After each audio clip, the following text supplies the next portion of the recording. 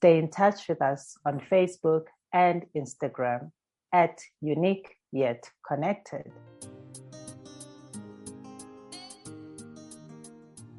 You are now listening to episode 68 of Younique Yet Connected podcast. The theme for this episode is Move from Avoidance to Connection.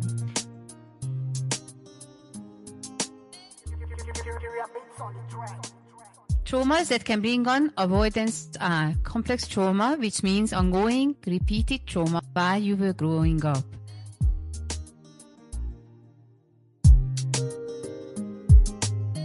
Hello, brilliant souls in and around the world. Nolitha is my name, Dolokazi is my clan name, and this is episode 68.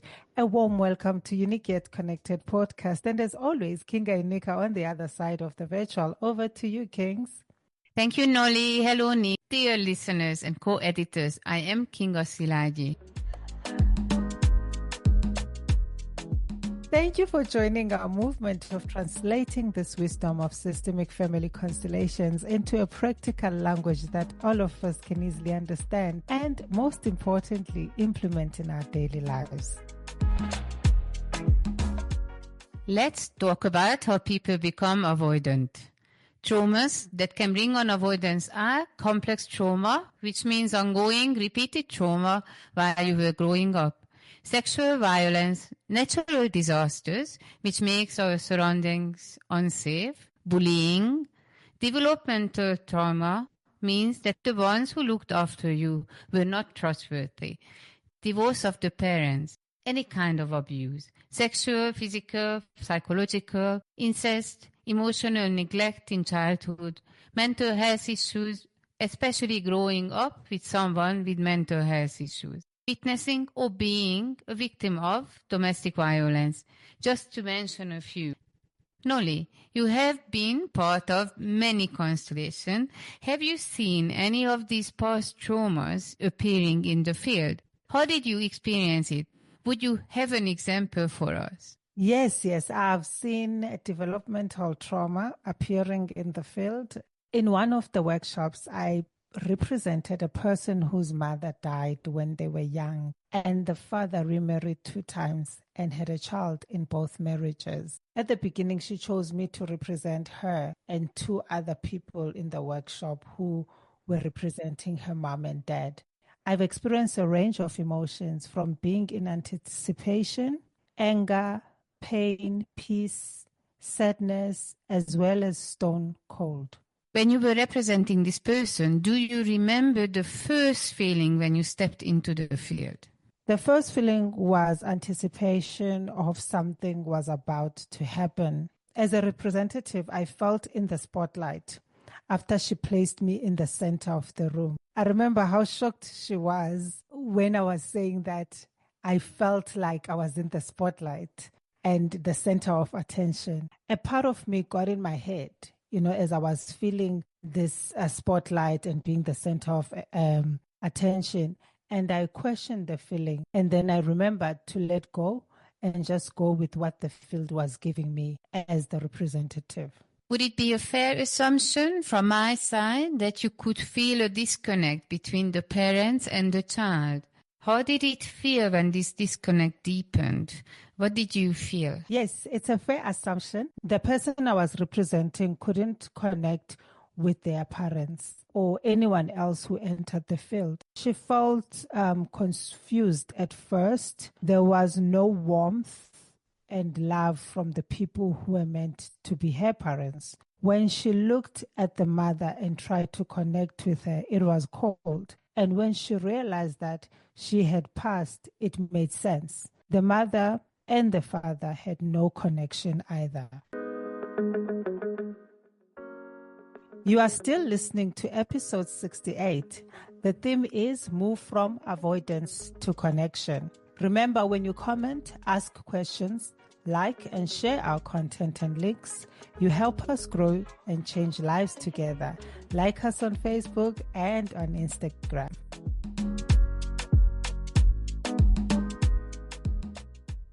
In this constellation, we had 2 biological parents. Later, the second wife, the stepmother came in, and after that, the sister from the stepmother. There was an inability in you as a representative to connect to the sibling. At least this is what I had seen and heard from you. The avoidance was created in you by the feeling of, if I cannot connect to my parents, or rather they are not connecting to me, then I decided that I will not connect to anyone. Yes, that was the feeling. Not being able to connect with the sister. Felt bad because she wanted my love and connection so much. That is why I couldn't even look at her. I had to avoid even the slightest possibility of connecting with her. I have another one I'd like to share. Okay, wait a little bit. We haven't completely finished with this one. I wanted to ask you if what had helped you to move out of the disconnection was anger or another feeling. Am I right that the anger towards the father made you feel alive? A feeling came and it replaced the detachment from the parent and created a connection between the father and the daughter. Yes, expressing the anger did help. Remember, at first I was standing up facing the parents. And when I felt like sitting down on the floor and you asked me how old I felt, I think I said about 5 years old. Once I sat down, that is where the feelings were intense. It started as irritation towards my father. Why he was just not seeing what was going on. So why was he smiling all the time, finding everything funny? And then why was he happy, saying that the other person who came in the field, which was the stepmother, is making him feel better? I was like, better about what? Because I remember that was the first thing that threw me off, that he said he felt better. So I was like, how dare you have feelings? So now you can connect. Didn't even like the person, the stepmother who came into the field. I didn't even know who she was when she came in. It's just that I didn't like her. And then he said she makes him feel better. I was like, wow. The fact that he was feeling something good threw me off. The word acknowledgement kept coming up inside me. And then I thought that I wanted him to acknowledge me. And then when he acknowledged the pain, I knew that was the acknowledgement I needed from him. When he wanted to sit down, I could see that something was dawning on him. And then he started connecting and acknowledging the pain. And I was relieved. And that was the turning point for me. Do you remember what brought on the change in you to reach connection with the Father by the end of the constellation? When he wanted to sit down, I could see that something was happening to him. Then he started connecting and acknowledging the pain. So that was what gave me relief and helped me connect with him or start the connection with him. If I hear you right, then you are saying that seeing another person's pain has moved you. You could connect by seeing that the Father was feeling just like you were feeling. Yes, because there was a change in his demeanor when he sat down, and I could see him and I could see his pain. Dear listeners, I ask you to visualize someone sitting down from a standing position. In a constellation, this can mean different things. Going back on the timeline to a younger childhood age, or being burdened by a fate that is too heavy to carry, feeling tremendous amount of shame, or being tired or sick. The facilitator only knows what is really happening when we ask the representative what is happening with them. You cannot differentiate the reasons from the outside of seeing someone suddenly sitting down in the field. Yes, if I heard correctly, I think you asked him and he said he felt burdened. I wanted to talk about another one I participated in while it's still fresh, because over time one tends to forget other people's constellation. What's interesting is that I did 2 constellations as a representative. I felt disconnected. I don't know what it means for my family system, but anyway, let me share. In that family dynamic constellation, I was representing a brother. In the field, my sister was between me and the parents, and it felt wrong. I was irritated. I couldn't look at the parents at all. And Kinga was asking the question, I couldn't hear her because I was just out. I didn't want to be a part of the family. I ended up walking away to be on my own, looking out in space. I wanted to explain here, what does it mean to represent someone in a constellation? Maybe it sounds a bit strange when we say that someone represents someone in the constellation. The way we understand it is that there is an imprint of the whole family system in the person who comes to set up his constellation. This imprint becomes part of the common subconscious in the group, and when someone is asked to represent a family member, he will be a true representative of this family member's true feelings. The person you were representing in this constellation was a completely avoidant personality. He was cut off from life and from the family. He had absolutely no interest in the family. He couldn't even see them. Thank God there was still a link. Even if he normally would not consider this link a good one, it was irritation with the sibling. But it helped him to stay somewhat connected to the family. This link helped us to help him to turn back towards his family. What we learned during this constellation is that children try to carry their parents' pain and it is too much for them. He tried to carry his parents' pain of losing a baby when he was only 1 day old.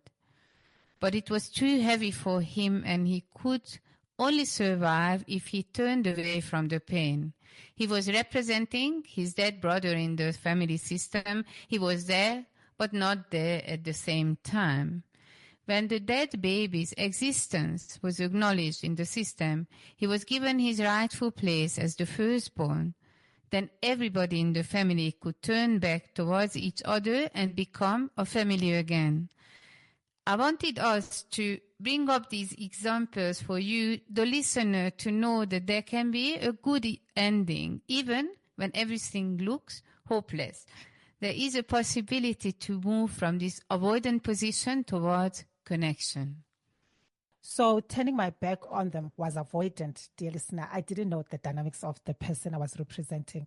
The way Kinga does the workshop, she doesn't brief the participants on the stories of the constellations that will be taking place. One goes in and listens to the family system. So when I say one goes in, I mean one goes in the field and listens to the one is representing. I couldn't even stand my sister at the beginning, though I could see she was caring, but something was not allowing me to connect with her. She wanted to be close to me, but I didn't feel it was in a good way because I felt her drive of wanting to fix everything, and that was what was irritating me. And I remember it was hurting her that I wasn't even responding to her. I didn't even want to look at them, but in the end, we ended up facing each other, connecting, because I almost wanted to protect her as her big brother. At some point, I held her close to me. And in the end, the picture was of a connected family.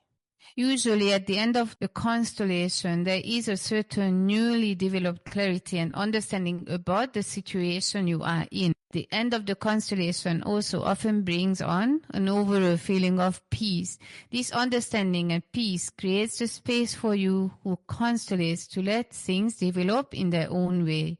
There is even a way of childlike positive curiosity about seeing what changes will happen in the system after the work. In special situations, like when a secret comes up in the constellation, I advise my clients not to pursue to find out what was the secret. A child should never ask the parents to reveal their secrets. The parents have the right to intimacy between them, and the child should protect her own innocence by not digging where she shouldn't. Often not knowing serves you better than knowing. Releasing family secrets can have a very important role in healing avoidant personality traits. Family secrets often create avoidance in the members. Someone has to show to the family that there is a secret by turning away, lock herself away like the secret is locked away out of sight in the family system. Thank you for that insight on how family secrets show up in systemic work.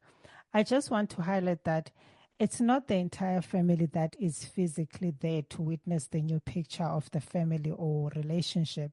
It is usually one person from the family, the person that's doing the constellation or that is present in the constellation. This is the person who feels the need to do the constellation and books one.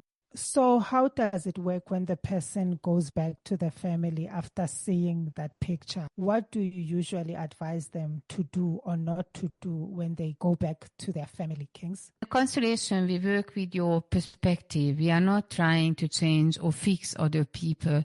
You are working on yourself, and on the picture you hold in you about your family. Usually when the picture you hold inside you changes, it allows the people around you to change. The key word here is allowing the process to take its course.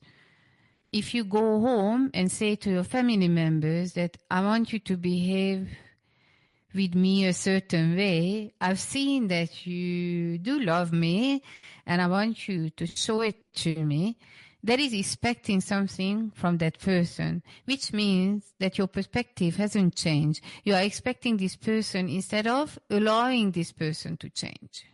I like that. One needs to allow the process to take its course. And it can be very tempting to try and force the process, especially when you came out of a constellation full of love and understanding. But remember that you are working on yourself, and the picture of your family that you hold is in you. Then whatever will unravel, what will unfold, will unfold. So what I know is that it will unfold and it will work out eventually. So yes, look at my constellations where I worked on feeling stuck and life started to move for my brother. I also did other constellation on money, success, and my calling, and many others. And it became better for mom and my brother. My brother hasn't even shown up, and I haven't done any constellations with my brother at all, Kings, right? No, we haven't. Only when we ended up in a constellation working with your underlying feeling that it might have been better to be born as a boy, that's when he came into the constellation. And the truth is that we would never be able to work on your brother and your mom's relationship. Why? Because we do not concentrate on changing other people. We only do a consolation for someone who's not present when they ask for one or give permission to someone to work on their behalf. In a constellation, the focus is on you, the one who is constellating. There is a possibility that when movement happens in your system, it will allow for a positive movement between other people in your system. We saw in a constellation that the males in the line became available from an absent family members when the son could take support from his father and from the ancestors on the father's side. Then he could give this to his children. But we did not concentrate on the brother's relationship with the father to achieve this.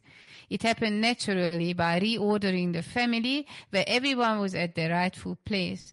From experience, when everyone is at their rightful place in the family, the place where they belong, then love flows in the family.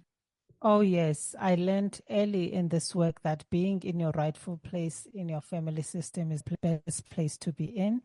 I love being in my rightful place in my family system. This is the best place to end this episode. Dear listener, do you feel like you are in your rightful place in your family system? Please do share this episode so it can help the next person. In the next episode, we will talk about the independent stage of the relationship. So far, we discussed the co- and counter-dependent stages, and now moving on to the independent stage. And after that, we will be looking into the final, the inter-independent stage. And with that, finish off the development stages of romantic relationship. And after this, dear listeners, we will move on into experiences and happenings more current, like when something interesting happened at the Constellation Workshop or things that are creating a buzz in our big wide world. We look at them from the perspective of the system, but most importantly, We talk about how to deal with them when something similar happens in your life. Bring your examples and questions to us, and we will answer them to the best of our knowledge. Hello, beautiful souls. I'm Nolitha. And I am Kinga. Join us for a transformative experience, the Womb Goddesses Circle, with Younique yet connected. If you are seeking healing from trauma or craving balance and connection, this event is for you. We'll guide you through meditations, energy work, and practices to gently release old wounds and restore harmony. When your womb space is balanced, everything else falls into place. Experience greater well-being and deeper self-connection.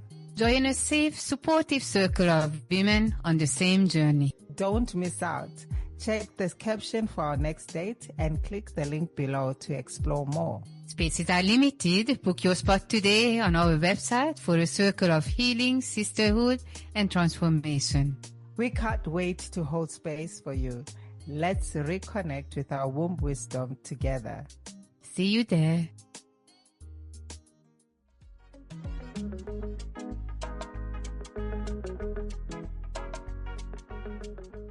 Thank you for your contribution in helping us to be chosen into the top 10 South Africa Family Podcast by Feedspot. Join our monthly virtual connection circle every first Tuesday evening of the month. To receive your link, subscribe on our website www.youniqueyetconnected.com or check for updates on our socials at youniqueyetconnected.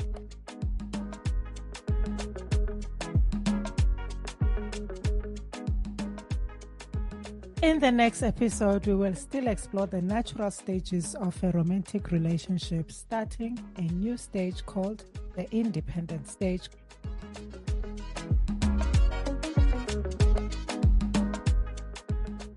If you feel like you are experiencing limiting patterns or relationship issues and would like to have an individual session, book a family constellation session with us on our website www.youniqueyetconnected.com or on socials, Facebook or Instagram. Our handle on both platforms is @youniqueyetconnected.